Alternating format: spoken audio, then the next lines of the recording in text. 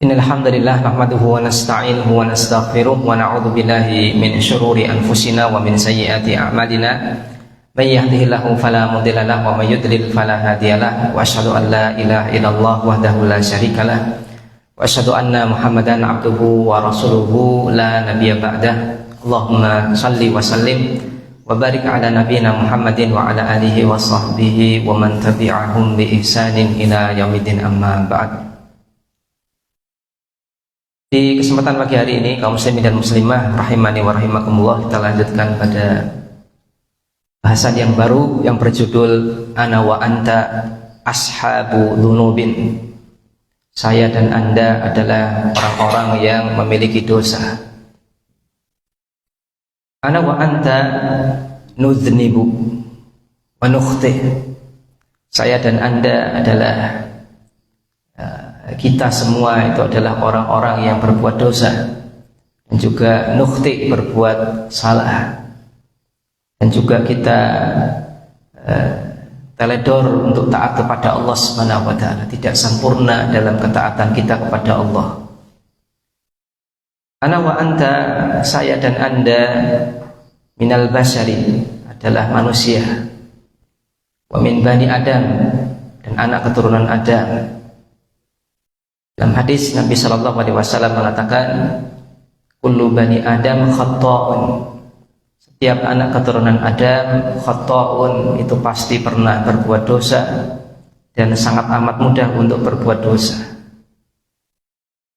Wa khairul khatta'ina, namun sebaik-baik orang yang berbuat dosa adalah at-tawwabuna, orang-orang yang bertaubat kepada Allah Subhanahu wa taala.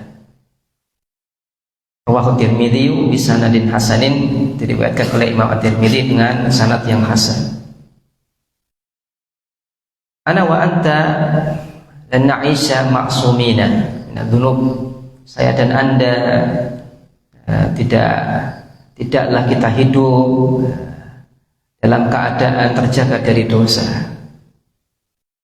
Bagaimana yang ditunjukkan oleh hadis yang sahih berikut ini, Nabi Shallallahu Alaihi Wasallam mengatakan, walladzi nafsi biyadihi, demi zat yang jiwaku berada di tangannya, laulam tudznibu, seandainya kalian tidak berbuat dosa, la dhahaballahu bikum, maka niscaya Allah Subhanahu wa taala akan mewafatkan kalian, wala jaa biqaumin yudznibuna, kemudian Allah Subhanahu wa taala ciptakan dan datangkan satu kaum yang kemudian mereka berdosa kepada Allah Subhanahu wa taala, fayastaghfirunallaha, kemudian mereka beristighfar kepada Allah Subhanahu wa taala, fayaghfiru lahum, dan kemudian Allah Subhanahu wa taala ampuni mereka.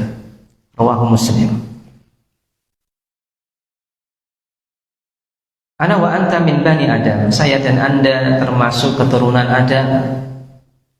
Wa abuna Adam alaihi salam aznaba wa akhta'a, dan nenek moyang kita Adam alaihi salam, beliau itu pernah berbuat dosa dan berbuat kesalahan. Lakinnahu taba, akan tetapi beliau bertobat.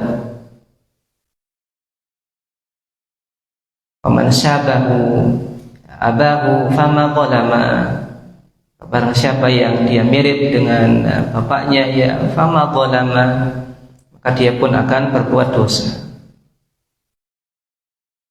Ana wa anta minal ibadi ad-du'afai, saya dan Anda termasuk hamba-hamba Allah yang lemah. Rabbul alamina yukhbiruna, dan Allah Subhanahu wa taala memberitahu kita an dhafina, atas kelemahan kita. Wa yaqulu fil hadithi al-qudsi, mana Allah Subhanahu wa taala berfirman dalam hadis qudsi, ya ibadi, wahai hamba-hambaku, innakum tukhti'una bil-laili wan-nahar, sesungguhnya kalian berbuat salah, berbuat dosa di waktu malam dan siang. Wa ana aghfiru dzunuba jami'an, dan aku akan ampuni semua dosa. Fastaghfiruni, maka hendaklah kalian beristighfar, minta ampun kepadaku. Aghfir lakum, niscaya akan aku ampuni kalian. Rawahu Muslim. Kaum muslimin yang semoga dirahmati oleh Allah Subhanahu wa taala, Maka dari apa yang disampaikan oleh Nabi Shallallahu Alaihi Wasallam dalam beberapa hadis yang tadi kita baca menunjukkan kepada kita bahwasanya sudah merupakan sunatullah, ketetapan dari Allah Subhanahu Wa Taala. Manusia biasa itu adalah berbuat salah dan berbuat dosa, karena dia merupakan makhluk yang tidak sempurna. Karena dia merupakan makhluk yang Allah Subhanahu Wa Taala uji dengan Allah Subhanahu Wa Taala berikan hawa nafsu. Beda dengan malaikat. Maka malaikat Allah Subhanahu Wa Taala tidak berikan hawa nafsu. Maka mereka adalah hamba-hamba yang senantiasa tunduk, patuh dan taat terhadap perintah Allah Subhanahu Wa Taala. Berbeda dengan manusia, maka manusia Allah Subhanahu Wa Taala berikan ujian berupa hawa nafsu. Jika hawa nafsunya ini kemudian berhasil dia tundukkan untuk selaras dengan perintah Allah Subhanahu Wa Taala, maka dia menjadi hamba yang beruntung. Namun ketika hawa nafsunya ini kemudian dia perturutkan daripada memperturutkan wahyu Allah Subhanahu Wa Taala, maka ketika itulah dia berdosa kepada Allah Subhanahu Wa Taala. Dan ini adalah sebuah keniscayaan bagi manusia bahwasanya dia pasti pernah berbuat salah. Dia pasti pernah berbuat dosa. Tidak ada di antara kita yang kemudian suci dari dosa. Tidak ada di antara kita yang tidak pernah berbuat maksiat, kecil apapun itu, semua kita pernah. Namun bimbingan dari Allah Subhanahu Wa Taala melalui lisan Rasulnya Shallallahu Alaihi Wasallam adalah kita sikapi dosa kita ini dengan bijak, yaitu dengan segera beristighfar kepada Allah Subhanahu Wa Taala dan segera bertobat kepada Allah Subhanahu Wa Taala. Kan Allah Subhanahu Wa Taala saking pemurahnya kepada kita, Allah katakan, wahai manusia, kalian itu senantiasa berbuat dosa, berbuat salah di malam dan siang hari. Tidak henti-hentinya kalian berbuat salah dan dosa. Setidaknya kalau kita tidak berbuat salah dan dosa dengan lisan, tidak dengan perbuatan, tapi hati kita. Kadang-kadang kita merasa malas untuk beribadah. Kadang-kadang kita dinasehati malah tidak terima, malah marah. Kadang-kadang kita bersuudzon kepada Allah Subhanahu Wa Taala. Maka mungkin lisan tidak bersalah, anggota badan tidak berbuat salah, namun hati kemudian bisa berbuat salah dan dosa. Betul apa yang dikatakan oleh Allah Subhanahu Wa Taala, kita sebagai manusia itu senantiasa berbuat dosa dan salah bahkan di malam dan siang hari. Kita sadari atau tidak sadari, kita sengaja atau tidak sengaja. Namun Allah Subhanahu Wa Taala janjikan ampunan akan Allah Subhanahu Wa Taala berikan, dan Allah Subhanahu Wa Taala limpahkan maghfirahnya kepada hamba-hambanya yang beristighfar, memohon ampun kepada Allah Subhanahu Wa Taala. Sungguh luas ampunan Allah dan sungguh luas rahmat Allah Subhanahu Wa Taala. Bahkan sebanyak apapun dosa seorang hamba kepada Allah, sepanjang dia kemudian tersungkur dan beristighfar dan bertobat kepada Allah, Allah berkenan untuk mengampuni hamba tersebut. Ini motivasi dari Allah Subhanahu Wa Taala untuk kemudian jangan sampai hamba-hambanya yang banyak berbuat dosa kemudian berputus asa dari ampunan Allah dan rahmat Allah, dan supaya hambanya ini mengetahui betapa Allah Subhanahu Wa Taala mencintai hamba-hambanya yang kembali kepadanya, sehingga diharapkan hamba tersebut tidak terus-terusan dalam dosanya dan segera kembali kepada Allah Subhanahu Wa Taala. Maka saya dan Anda lan naslama, tidak akan pernah selamat min nazaghatis syaitan wa waswasatahu, tidak akan pernah daripada godaan setan dan waswasnya dan tipu daya setan. Fahada Nabiullah Adam, maka ini adalah Nabi Allah Adam alaihissalam. Fasallatu alaihi syaitan wa waswasalahu. Dan itu Pak Adam itu pernah dikalahkan ataupun pernah dikuasai oleh setan, dan juga dikalahkan oleh was-was yang ditimbulkan oleh setan, yaitu iblis la'natullah alaihi. Adam akhirnya tertipu dengan bujuk rayu iblis, dan Allah Subhanahu wa taala larang Adam untuk makan buah dari pohon kayu yang kita kenal dengan buah khuldi, buah keabadian. Karena iblis kemudian merayu Adam dengan mengatakan, wahai Adam, Allah melarangmu untuk makan buah ini karena Allah tidak ingin engkau kekal abadi. Dan aku adalah orang yang termasuk orang yang memberikan nasihat kepadamu, wahai Adam. Maka iblis dengan bujuk rayunya yang manis kemudian berusaha menipu Nabi Adam alaihissalam. Bahkan dia bersumpah bahwa saya ini adalah orang yang memberikan nasihat kepadamu. Maka iblis menghiasi sebuah maksiat dan larangan Allah Subhanahu wa taala, dia hiasi dengan perkataan yang indah. Saya memberikan nasihat kepadamu, ini Allah tidak ingin kamu abadi, makanya Allah larang kamu untuk kemudian makan buah khuldi. Maka akhirnya timbullah apa? Ketidakpercayaan kepada Allah Subhanahu wa taala, suudzon kepada Allah Subhanahu wa taala. Akhirnya Adam terbujuk rayu iblis dan makanlah dia beserta istrinya buah khuldi. Akhirnya sebagaimana yang kita ketahui, Adam ini dan beserta istrinya yang tadinya auratnya tertutupi oleh baju surga, akhirnya apa?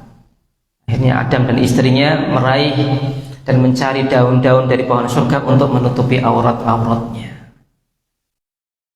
Akhirnya Allah Subhanahu wa taala murka dan akhirnya menurunkan Adam dan istrinya Hawa alaihissalam ke dunia.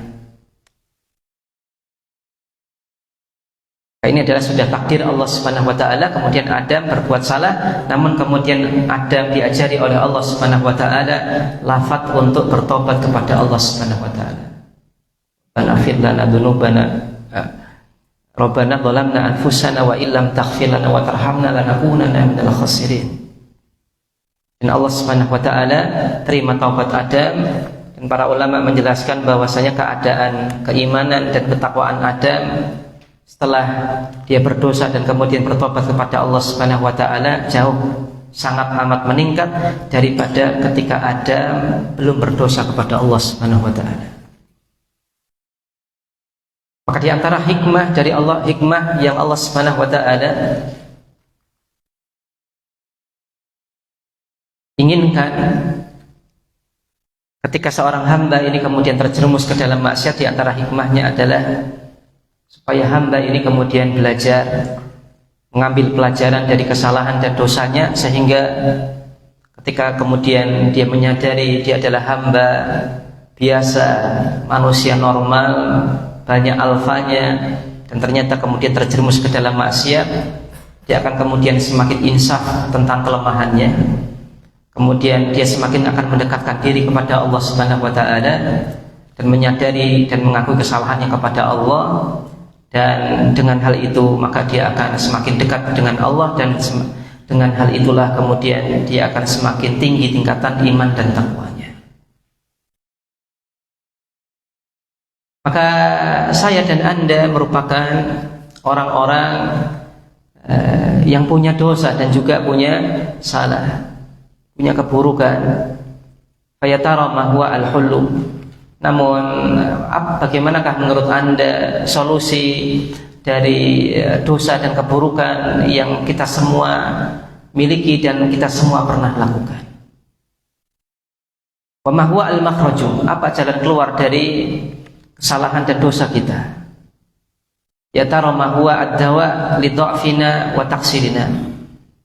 Apa menurut Anda obat untuk kelemahan kita dalam masalah ini dan keteledoran kita dalam masalah ini?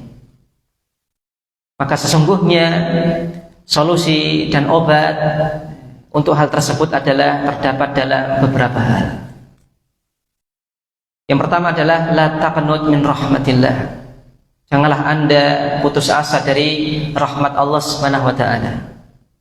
Wa absyir bimaghfiratillahi ta'ala, dan hendaklah Anda merasa gembira dengan ampunan dari Allah Subhanahu wa taala yang Allah janjikan.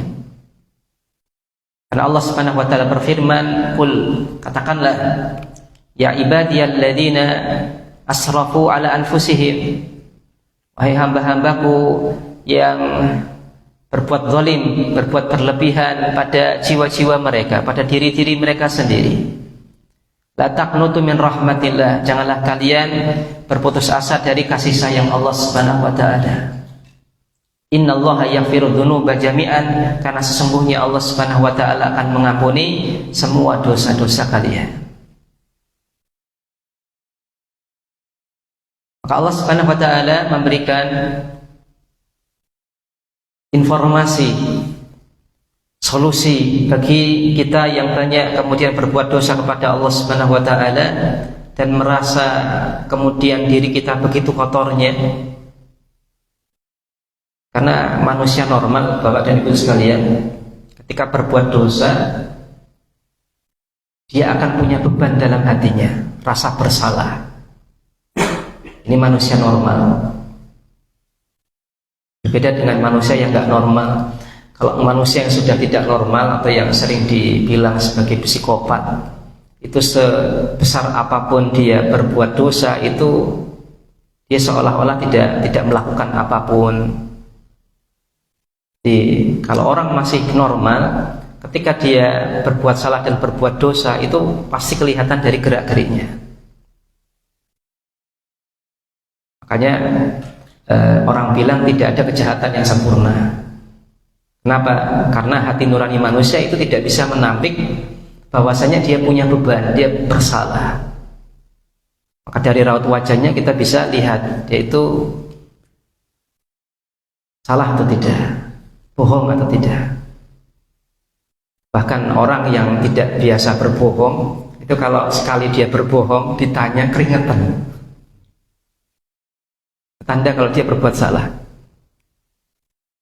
Maka manusia yang masih normal dalam hatinya, ketika dia berbuat dosa kepada Allah Subhanahu wa taala, ada beban yang dia tanggung.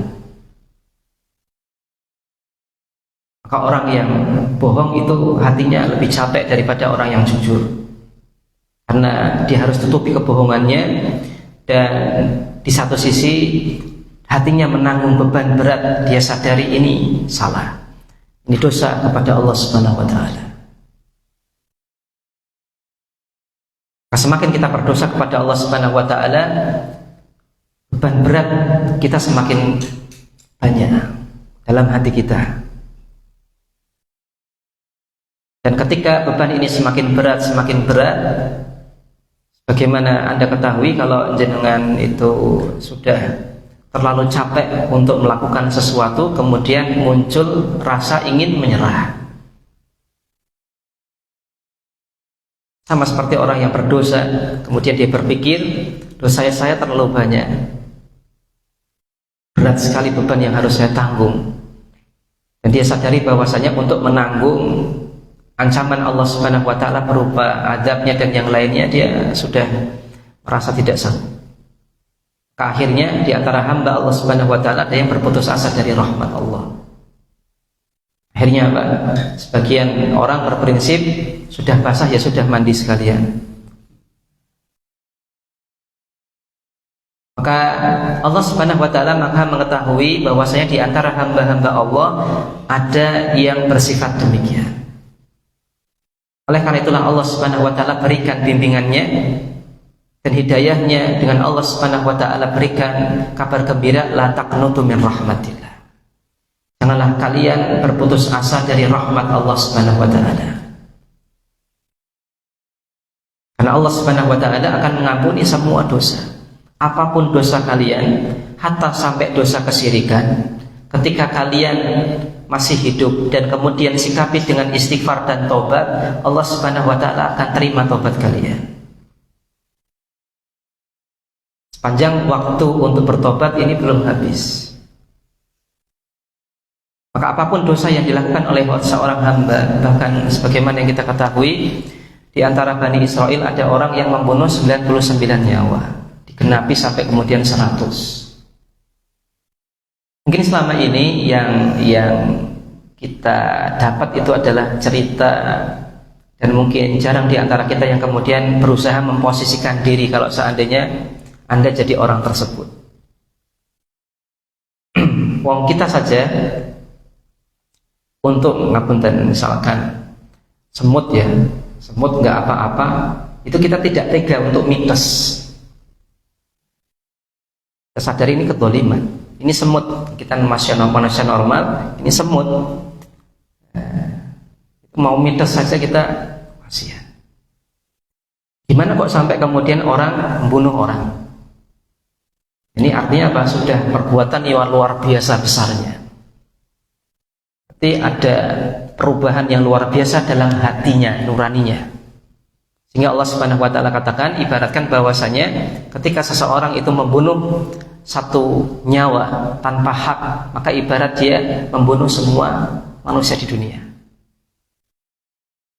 Karena ketika dia sudah berani membunuh manusia tanpa hak, maka jangankan manusia satu, dia akan kemudian membunuh dan membunuh. Akan mudah baginya untuk membunuh yang lain dan ringan baginya. Kalau manusia saja dia bunuh, gimana kalau bukan manusia? Dia akan lebih mudah untuk membunuhnya, dan hatinya itu seolah-olah ini sudah biasa. Maka ketika kita dengar kabar adanya pembunuhan ataupun yang lain, itu pasti ada pendahuluannya. Kenapa? Karena dosa itu step by step. Nggak mungkin seseorang itu langsung membunuh, itu enggak. Tega kemudian membunuh, kemudian dalam bentuk pembunuhan yang apunten tidak manusiawi, itu pasti ada alasannya, pasti ada step by stepnya. Gak mungkin seorang hamba kemudian langsung bisa seperti itu. Sama juga seperti zina. Zina itu tidak ada orang kemudian tanpa ada alasan, tanpa ada apa-apa langsung zina, tidak ada. Pasti ada step by stepnya. Pasti ada pendahuluannya.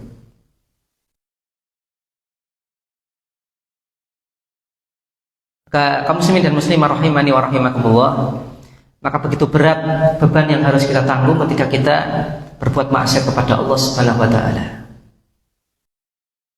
Oleh karena itulah Allah Subhanahu wa taala kemudian memberikan bimbingannya kepada hambanya, yang tentunya Allah lebih mengetahui tentang keadaan hambanya, untuk supaya kita jangan berputus asa dari rahmat Allah. Dan Allah Subhanahu wa taala motivasi kita bahwasanya selama kita mau kembali kepada Allah Subhanahu wa taala dalam keadaan sebanyak apapun dosa kita, Allah akan ampuni dosa kita. Namun bukan artinya kemudian kita bermudah-mudahan.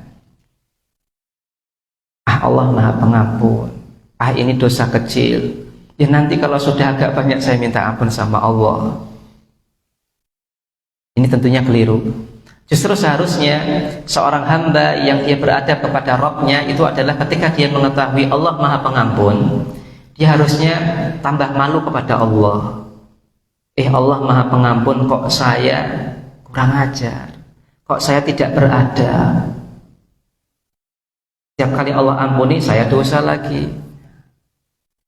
Kankah kita kemudian juga merasa pekewoh dan malu kepada orang lain ketika kita sudah minta maaf, salah lagi, berbuat salah kepada orang yang sama, dikasih maaf lagi, salah lagi.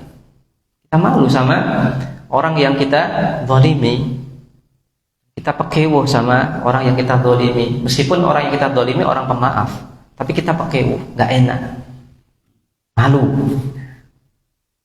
Apalagi kemudian tentunya manusia normal akan memandang ketika kita dikasih maaf kok salah lagi, dikasih maaf salah lagi, orang lain akan memandang kita kebangetan.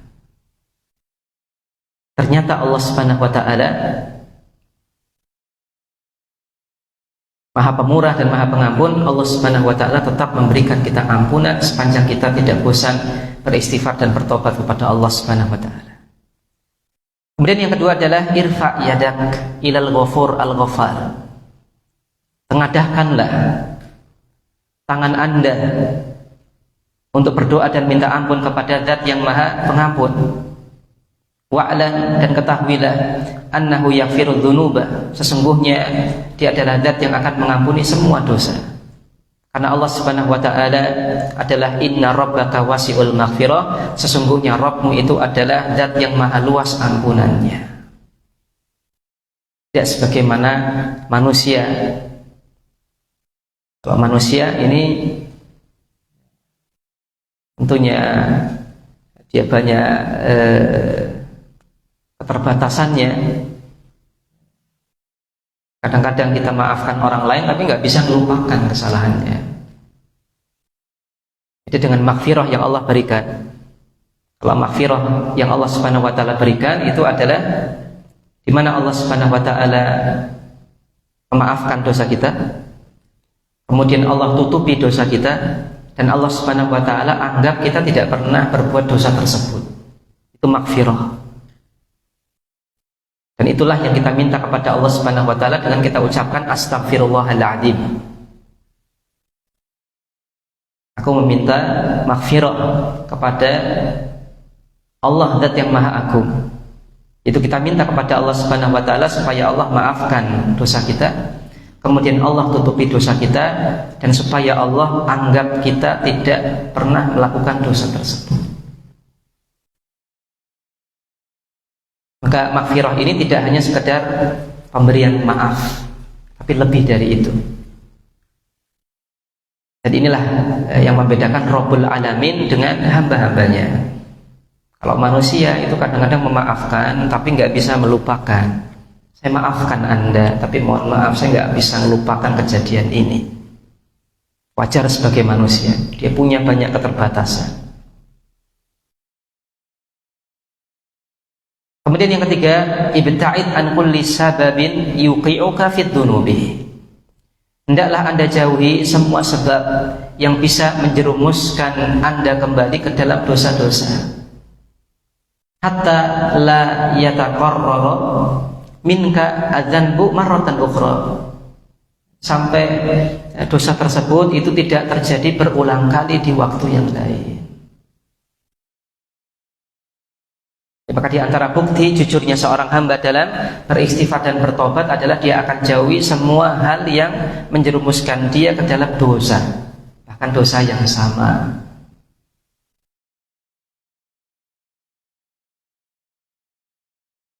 Tapi kalau kemudian beristighfar kemudian tidak mengambil pelajaran dari ketergelinciran yang pernah terjadi, ya ini kita pertanyakan Anda jujur tidak sebenarnya untuk beristighfar kepada Allah.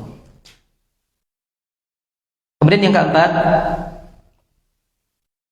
ihzan ala dzanbik. Hendaklah Anda merasa sedih dengan dosa Anda. Wabki ala khati'atik, dan tangisilah kesalahan-kesalahan Anda.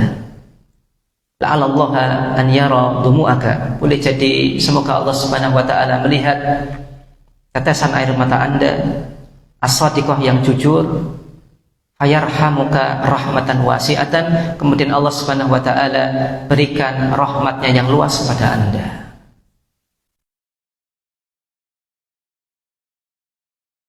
Ya, maka rasa sedih ketika kita berbuat dosa itu adalah ibadah. Rasa sedih ketika kita berbuat dosa itu adalah bentuk ibadah kepada Allah Subhanahu wa taala.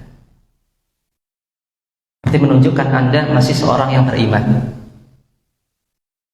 Kalau kita berbuat dosa kita tidak sedih, ini berarti hati kita luar biasa kotornya. Perlu Anda kemudian bersihkan segera. Dan juga di antara bukti jujurnya seorang hamba dalam mengakui dosanya adalah dengan dia teteskan air matanya dengan tetesan air mata yang jujur, dengan dia di waktu malam bersendirian dengan Rabb-nya bermunajat dan minta ampun kepada Allah. Apabila Anda ingin bertobat dan minta ampun kepada Allah, supaya tobat dan istighfar Anda adalah jujur dan air mata Anda adalah air mata yang jujur, itu adalah ketika Anda bersendirian dengan Allah.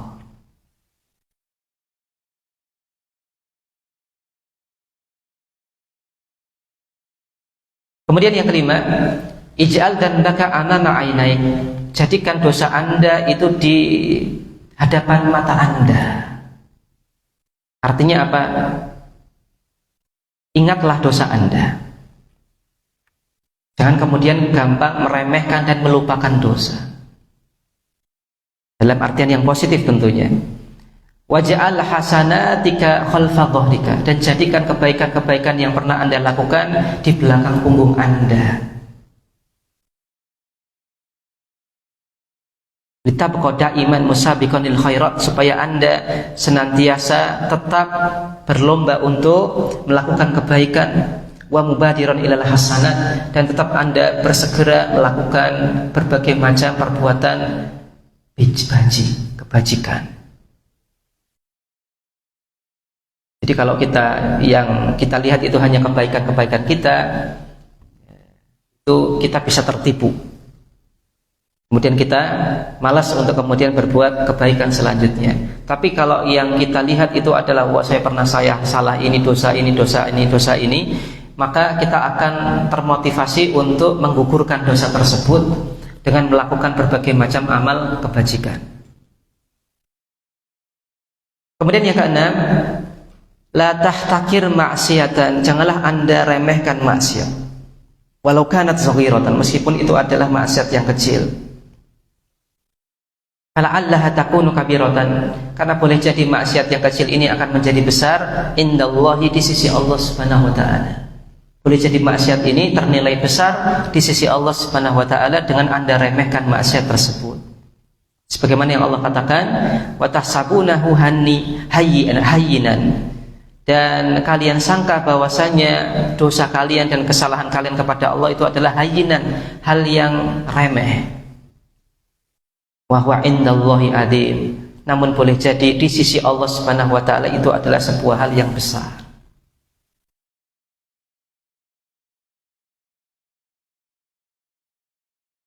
Maka dosa terbagi menjadi dua. Ada dosa kecil dan dosa besar. Namun pembagian ini perlu kita pahami.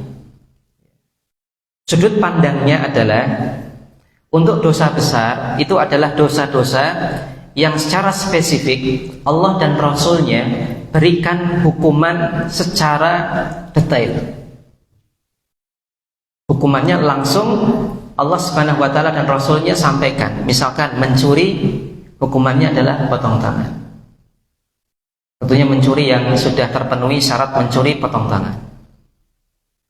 Kemudian berzina, kemudian ada hukuman cambuk 100 kali bagi yang zina ghair muhsan, kemudian rajam untuk zina muhsan. Maka dosa-dosa yang kemudian secara spesifik Allah langsung jelaskan ini hukumannya, maka ini termasuk dosa besar. Atau dosa-dosa yang kemudian Allah Subhanahu wa taala dan Rasulnya katakan laknat. Laknat dari Allah kepada orang yang demikian. Laknat dari Allah dan para malaikatnya dan semua makhluknya melaknat demikian. Kemudian Rasulullah SAW mengatakan, dilaknatlah orang yang demikian. Maka dosa-dosa yang kemudian diancam dengan laknat, maka ini dosa besar.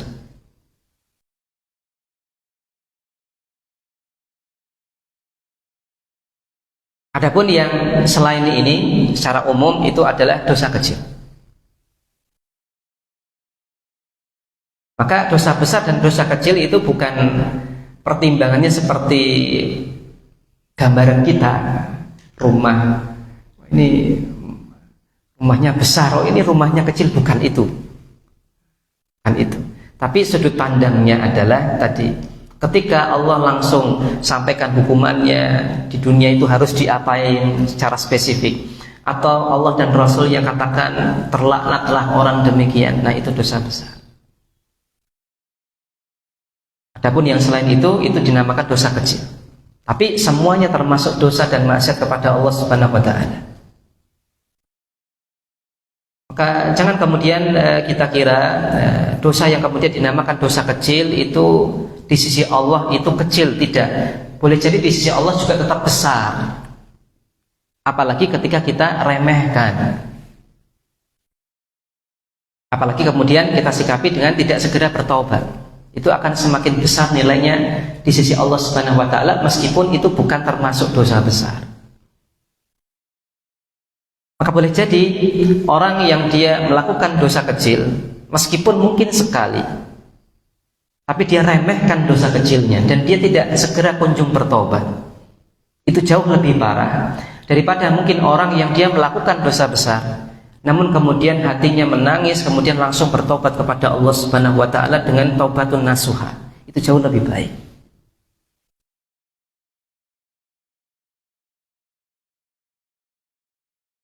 Sebagaimana yang kita ketahui dari kisah di zaman Nabi Shallallahu Alaihi Wasallam, pernah ada seorang pemuda dan seorang wanita yang berzina, kemudian mereka melaporkan dirinya bahwasanya berzina, kemudian akhirnya ditegakkan hukuman rajam.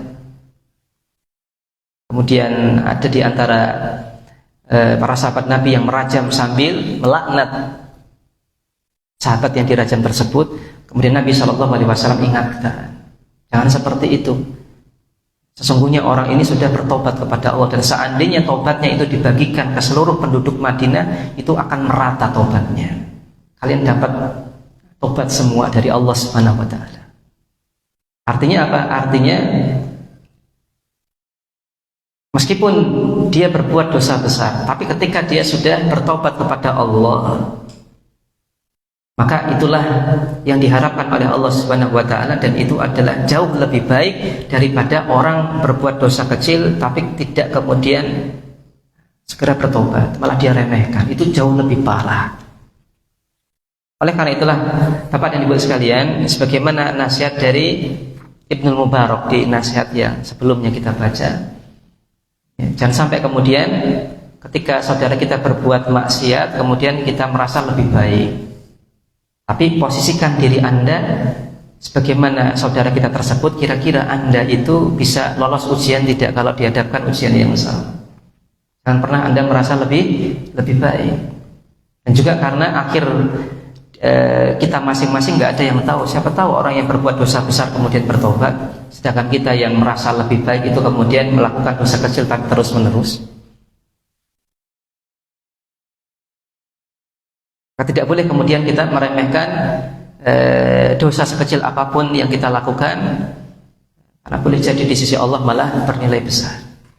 Kemudian yang ketujuh, ijlis ma'an nafsik wa hasibha wa atibha la'allaha tatta'idha wa tartadi'a.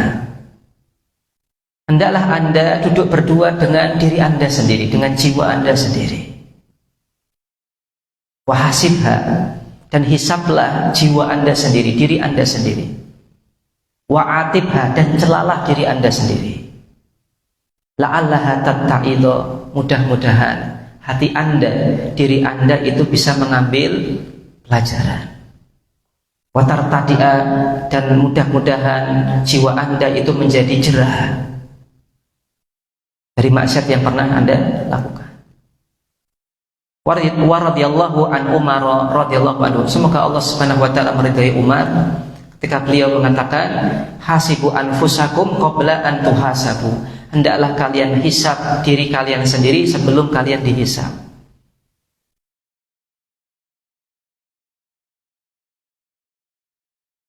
Kaum muslimin dan muslimah yang semoga dirahmati oleh Allah Subhanahu wa taala,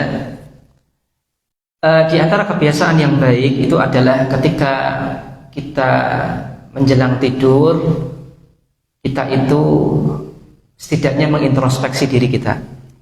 Selama satu hari yang kita lalui ini, kebajikan apa yang kita lakukan dan keteledoran apa yang telah kita lakukan tiap hari. Sehingga ketika kita tersibukkan dengan hal ini, kita tidak akan tersibukkan untuk mengurusi dosa orang lain. Dan ketika Anda tersibukkan dengan hal ini, Anda akan dengan objektif mengetahui kualitas diri Anda di hadapan Allah Subhanahu wa taala. Coba dihitung, dihisab dengan detail dari sejak Anda bangun tidur sampai kemudian Anda mau tidur kembali, sudah berapa banyak kebajikan yang Anda lakukan? Amal wajib yang sudah tertunaikan, sudahkan semuanya? Amal sunnah yang dianjurkan oleh Nabi, sudahkah Anda semangat melaksanakannya? Hak Allah kemudian hak istri, hak anak, hak tetangga, hak orang tua, itu sudahkah kemudian Anda tunaikan? Kalau sudah, alhamdulillah. Tapi kalau ada yang belum, nah ini jadi pelajaran bagi kita, koreksi bagi kita, jangan sampai besok kayak gitu. Kemudian kita hisap dosa-dosa kita. Apakah di hari ini kesalahan kita semakin banyak dari hari sebelumnya, ataukah sama, ataukah kita bisa minimalisir? Dan Anda coba detailkan kesalahan Anda antara Anda dengan diri Anda sendiri, sedetail mungkin. Kemudian Anda timbang-timbang, kira-kira kalau dibandingkan kebaikan dengan kesalahan yang Anda lakukan, lebih banyak mana?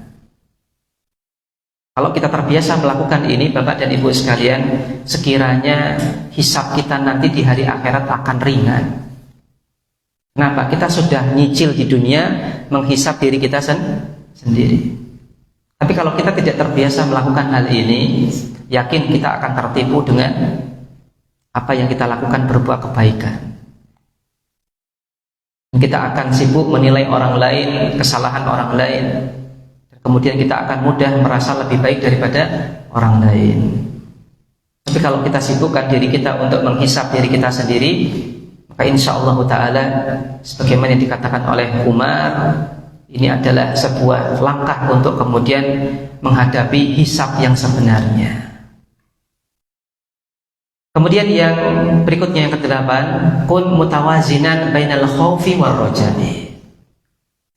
Hendaklah Anda menjadi hamba yang mutawazinan, proporsional dan imbang antara rasa takut dan harap Anda kepada Allah.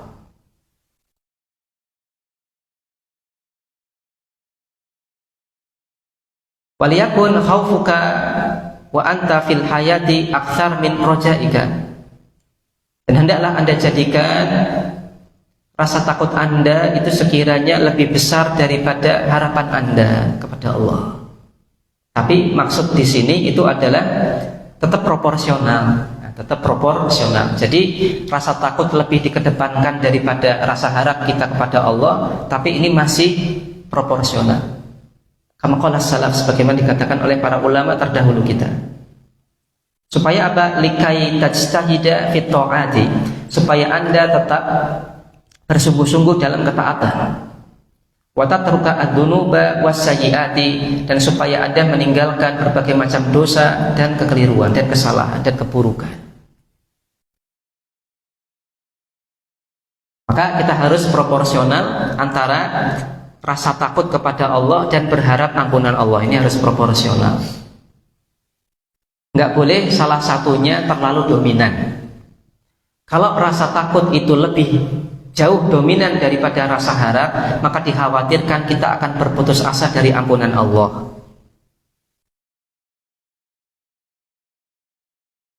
Namun ketika rasa harap itu jauh lebih dominan daripada rasa takut, kita akan bermudah-mudahan dalam maksiat kepada Allah. Ini akibat kalau tidak proporsional.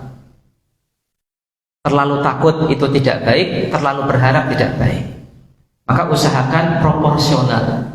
Meskipun sebagaimana dinasihatkan oleh penulis di sini, untuk kemudian kita lebih mengedepankan rasa takut daripada rasa harap. Tapi tetap proporsional. Kenapa? Karena apabila kita merasa sebagai hamba yang mudah tertipu dengan kebaikan yang kita lakukan, ketika kita lebih mengedepankan rasa takut kepada Allah, tuh jangan-jangan amal saya nggak diterima, tuh jangan-jangan dosa saya lebih banyak, maka kita akan tetap berusaha keras untuk menambah kebajikan. Tapi kok ketika Anda jauh lebih kedepankan rasa harap, optimisme daripada rasa takut Anda, maka yang terjadi adalah ini pasti diterima amalannya. Padahal belum tentu. Ini amalan saya lebih banyak daripada dosa saya, padahal belum tentu. Sehingga ketika itu terjadi, kita semakin kendor, semakin kendor.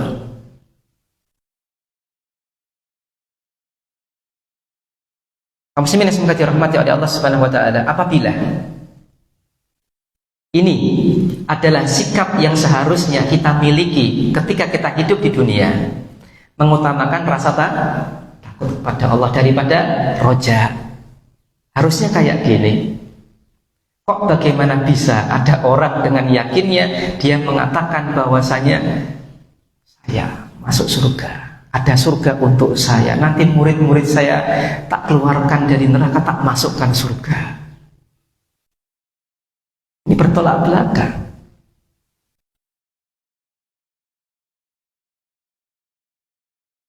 Maka sudah jauh dari sikap yang seharusnya dimiliki oleh seorang mukmin yang sejati.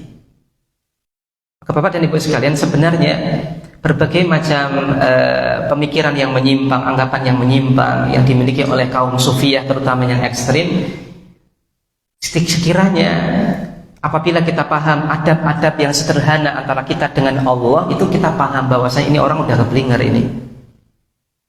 Tidak usah kemudian kita keluarkan banyak dalil, tidak usah. Tapi ketika kita ketahui adab-adab yang seharusnya antara kita dengan Allah itu harus bagaimana? Bagaimanakah harusnya kita menghamba kepada Allah? Kita akan mengetahui dengan mudah mana orang yang di atas al-haq dan mana orang yang tertipu dengan bujuk rayu setan. Tidak perlu banyak dalil. Kaum muslimin yang semoga dirahmati oleh Allah Subhanahu wa taala. Kemudian yang kesembilan adalah ihdzar minal israri ala dzunubi. Waspadalah Anda dari sikap terus-menerus dalam dosa, berlarut-larut dalam dosa, berasik masuk dalam dosa Anda. Al-israru ala dzanbi yaj'aluhu minal kabairi. Maka terus-menerus melakukan dosa itu menjadikan dosa tersebut menjadi dosa besar. Meskipun sebenarnya dia dosa kecil, tapi ketika dilakukan terus-menerus maka menjadi besar. Hatta law kana dzalika dzanbu minas saghair. Meskipun sebenarnya dosa yang Anda lakukan itu termasuk dosa kecil. Wa rabbuna yaqulu fi ibadihi al-muttaqin, dan Rabb kita berfirman tentang hamba-hambanya yang bertakwa, disifati oleh Allah Subhanahu wa taala walam yusirru ala ma fa'alu, dan mereka adalah orang-orang yang tidak terus-menerus dengan dosa yang mereka lakukan. Tahu melakukan dosa langsung bertobat, langsung istighfar dan berusaha untuk berhenti. Kok kemudian terjadi dosa lagi, langsung istighfar, langsung bertobat dan berusaha untuk menahan diri lagi. Terus seperti itu. Adapun yang dibicarakan oleh Allah Subhanahu wa taala di sini, apa yang dimaksud dengan terus-menerus dalam berbuat dosa, artinya adalah dia dosa terus tanpa kemudian diiringi taubat. Nggak apa-apa, ini kecil, sepele kayak gini, lagi diulangi, bertambah lagi tanpa ada diiringi dengan taubat. Adapun hamba yang dia maksiat tobat, maksiat tobat, maksiat tobat dan seterusnya, namun tobatnya adalah tobat yang jujur, maka hamba yang seperti ini adalah hamba yang sejati. Tapi kalau maksiat terus tanpa kemudian diiringi dengan taubat, nah inilah yang kemudian dicela oleh Allah Subhanahu wa taala. Kemudian yang ke-10, ij'al dzanbaka kal jabali fawqa ra'sik. Jadikan seolah-olah dosa Anda itu seperti gunung yang ada di atas kepala Anda, di mana Anda takut an yasquta 'alaika, gunung itu menimpa Anda, menjatuhi Anda. Wala taj'alhu kadubabin marra 'ala anfika wa dhahaba. Jangan jadikan dosa Anda ini seperti laler yang kemudian nemplok lewat di hidung Anda kemudian pergi. Kemudian yang ke-11, iqra fi hayatis salaf. Hendaknya Anda baca kehidupan para ulama terdahulu. Kaifa kanu yahdharuna adzunub. Bagaimanakah mereka mewaspadai dosa? Maka belajar dari kaum terdahulu, belajar dari orang-orang soleh terdahulu, dari kalangan salafus soleh. Bagaimanakah mereka menyikapi dosa. Kemudian yang ke-12, absyir bi rahmatillahi wa maghfirati. Anda tidak boleh putus asa, tetaplah Anda bergembira dengan adanya janji rahmat Allah dan maghfirahnya. Wa 'alaika bidawamil istighfar, dan Anda wajib untuk senantiasa beristighfar. Fasatajidu, maka kemudian Anda akan dapatkan minallahi at-taubah wal ghufran. Allah berikan kepada Anda taubatnya dan ampunannya. Allah katakan wa huwal ladzi yaqbalut taubah an ibadi, dan Dia adalah zat yang menerima taubat dari hamba-hambanya. Dan Allah katakan wa innil laghafar liman taba wa amana wa amila shalihan tsumma tada, dan sungguh aku adalah Maha Pengampun. Bagi siapa? Bagi orang yang bertaubat. Yang kedua, amana, dia beriman. Kemudian amila sholihan, beramal soleh. Kemudian yang keempat, tsumma tada, kemudian dia mau mengambil petunjuk dariku. Maka ada janji Allah Subhanahu wa taala untuk kemudian Allah berikan maghfirahnya bagi orang yang kemudian dia bertobat. Tapi taubatnya adalah taubat nasuha, dengan Allah katakan wa amanah. Karena orang yang taubatnya taubat nasuha itu adalah hanya bagi orang yang beriman. Adapun orang yang tidak beriman, taubatnya itu adalah taubat yang tidak nasuha, boleh jadi taubat yang palsu, hanya untuk kemudian melindungi, mengcover dirinya dari anggapan buruk orang lain. Tapi untuk orang yang beriman, maka taubatnya adalah taubat nasuha. Kemudian dia iringi taubatnya ini dengan amal soleh sebagai bukti dia semangat untuk memperbaiki diri dan untuk menghapus dosa-dosanya. Kemudian tsumma tada, dan dia berusaha untuk senantiasa berada di jalan hidayah Allah Subhanahu wa taala. Berusaha untuk kemudian tidak kembali kepada dosanya, senantiasa di atas petunjuk. Maka orang yang disifati Allah dengan sifat seperti inilah yang kemudian Allah janjikan untuk Allah berikan maghfirahnya. Fasubhanahu, maka maha suci Allah, yaghfiru al-katsir minaz zalali, di mana Allah Subhanahu wa taala akan mengampuni banyak dari ketergelinciran kita. Wa yaqbalu al-yasira minal amali, dan Allah Subhanahu wa taala tetap akan terima meskipun amal kita adalah amal yang sedikit. Wa subhanahu, dan maha suci baginya, ma arhamahu bi ibadihi, di mana Allah Subhanahu wa taala adalah zat yang betapa penyayangnya kepada hamba-hambanya dan betapa lembutnya kepada orang yang bermaksiat kepadanya, dan betapa dekatnya Allah Subhanahu wa taala kepada orang yang berdoa kepadanya.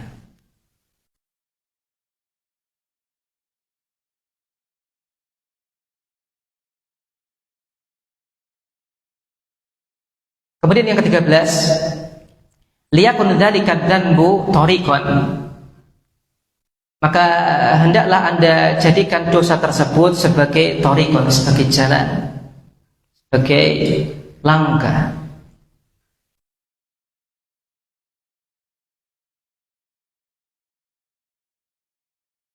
Liyu'arrifaka binafsika al-muqassirah, untuk Anda beritahu kepada diri Anda, kepada jiwa Anda yang muqassirah, yang teledor. Waliyakun darsan laka, dan hendaklah Anda jadikan itu sebagai pelajaran bagi Anda, bi annaka faqirun ila rabbi, bahwasanya Anda tetap membutuhkan Rabb Anda, alladzi lan tastaghniya an hifdhihi wa riayatihi, di mana Anda tidak bisa terlepas dari kebutuhan Anda dalam masalah penjagaan dari Allah dan juga perhatian dari Allah Subhanahu wa taala. Ya, Anda senantiasa butuh penjagaan dan perhatian dari Allah. Maka poin ke-13 ini intinya adalah hendaknya kita jadikan dosa kita sebagai pelajaran bagi diri kita. Allah katakan di surat Fatir ayat 15, ya ayuhan nas, wahai sekalian manusia, antumul fuqara'u ilallah, kalian adalah hamba-hamba Allah yang sangat amat membutuhkan Allah. Antas dhaifun, maka Anda adalah hamba yang lemah, wa miskinun, dan Anda adalah hamba yang miskin. Miskin ini artinya adalah sangat membutuhkan. Walaysa laka haulun wala quwwatun illa bihi, dan tidaklah Anda miliki kekuatan untuk keluar dari maksiat Dan tidaklah Anda akan memiliki kekuatan untuk taat illa bihi, kecuali atas izin dari Allah. Subhanah, maha suci Dia, wa bihamdi, dan kita memujinya. Sekiranya ini adalah 13 hal yang perlu kemudian untuk kita perhatikan untuk menjadi solusi bagaimanakah kita bersikap bijak dalam menyikapi dosa dan kesalahan kita kepada Allah Subhanahu wa taala, dan juga berbagai macam keteledoran dan kekurangan kita dalam beribadah kepada Allah Subhanahu wa taala. Maka intinya kita harus proporsional dari sisi khauf dan roja. Intinya itu. Jangan sampai kemudian terlalu takut kepada Allah kemudian kita putus asa. Jangan sampai kemudian terlalu kita berharap kepada Allah sehingga kita bermudah-mudahan dalam dosa. Tapi hendaknya proporsional. Kemudian penutup nasihat beliau dengan beliau berdoa, Allahumma arham dha'fana. Ya Allah, rahmatilah atas kelemahan kami. Wa tub alaina, dan berikan taubat kepada kami. Fa inna ta'ibuna, karena sesungguhnya kami adalah hamba-hambamu yang bertobat. Wa mu'tarifuna bidunubina, dan orang-orang yang mengakui dosa-dosa kami. Rabbana zalamna anfusana, wahai Rabb kami telah mendolimi diri-diri kami sendiri. Wa illam taghfir lana, seandainya engkau tidak mengampuni kami. Wa tarhamna, dan merahmati kami. Lanakunanna minal khasirin, sungguh kami akan termasuk menjadi orang-orang yang merugi. Amin. Demikian yang bisa kami tambahkan di kesempatan kali ini. Wassallallahu ala nabiyina Muhammadin wa ala alihi wasahbihi wasallam. Kita lanjutkan pertemuan berikutnya.